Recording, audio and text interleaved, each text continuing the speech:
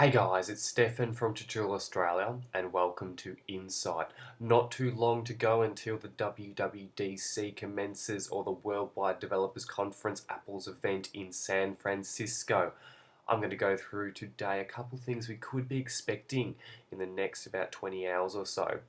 So, by nature, it usually focuses on software, but often Apple includes some hardware unveilings too, and we could be seeing some hardware when it commences in a few hours. The main thing on the top of the list could be the rumored iRadio.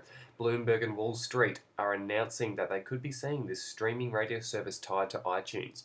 It's also rumored to be called iRadio, as I said, and will be more like Pandora than Spotify, creating radio stations based on song selections. So this is a main thing in the news lately. iRadio is rumoured to be called that, although we do not know if it will be released or if it will even be a thing, but we'll have to wait. Second, we could be seeing iOS 7. Design legend Jonathan was given dominion over the software design, and it's speculated to flatten out the Apple iOS basically. So what this means is we could be seeing textured surfaces in the design basically flattened even more. It might be a little tweak, but that's all we know at the moment. So for example of that, the iBooks bookshelf would be gone. The grain shelves would be just turned into a flat surface. We're trying to go into the future. They're trying to flatten everything to something so simple that it probably will become non-existent in a few years. That's how thin it will get. Everything is going flat. Okay, and we could be seeing as the hardware, which is not normal in this event, but we could be seeing some hardware releases like the new MacBooks. So PC manufacturers have already begun unveiling new laptops, but the new MacBooks could be released too. And we could be seeing some better retina displays, some incremental upgrades, maybe some more thinness. As I was saying before, everything's going quite thin, and we want it lighter. And a main thing that I also suggest is the battery life. So hopefully we'll be seeing some battery life improvements. There also could be leaked maybe a Retina MacBook Air if it's possible. Another one, OS X 10.9. So we've got Mountain Lion at the moment, but we could be seeing 10.9. So Tim Cook basically said so during his public interview that it could be codenamed Cabinet. Should come with new features and some tweaks to make things easier to power users.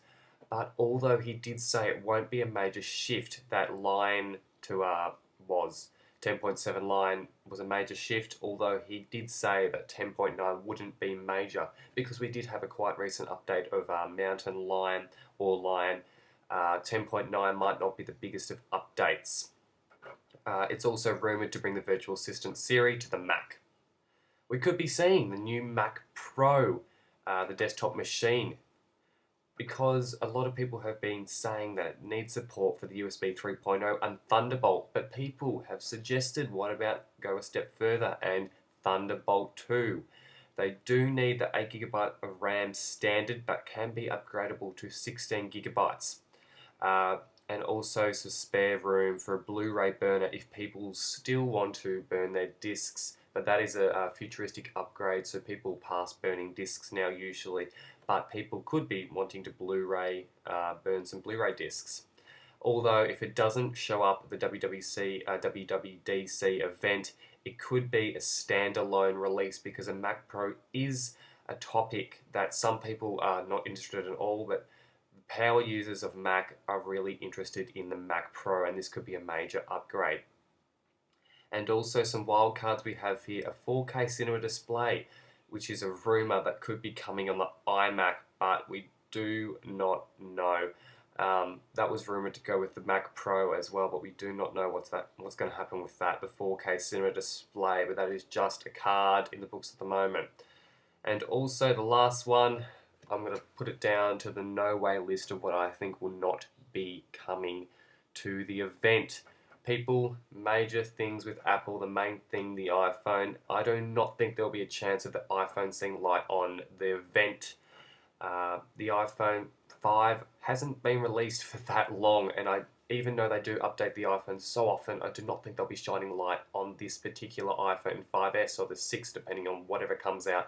Don't think it'll be shined on. I think there'll be a standalone event just like the Mac Pro because it is such a major device and a main seller.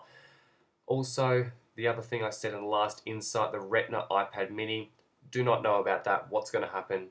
There was delays requested, as I said before. Don't know if they're going to give an update when the event starts, but we'll have to see.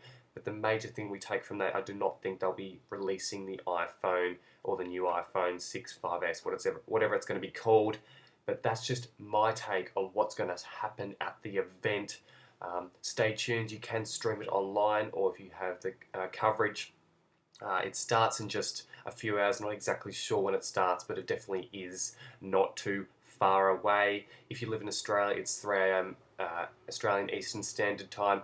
Ask in the comments, I'll do some conversions for you if you live in a different country to check the times it could be starting for you. But that's just a wrap up of what I could be thinking will be coming in that event. Leave your comments before the event starts saying what you think will happen, and if you think I was right about anything, I'll check when the event comes out. But hopefully you enjoyed this episode of Insight. If you did, please share and subscribe and enjoy the event.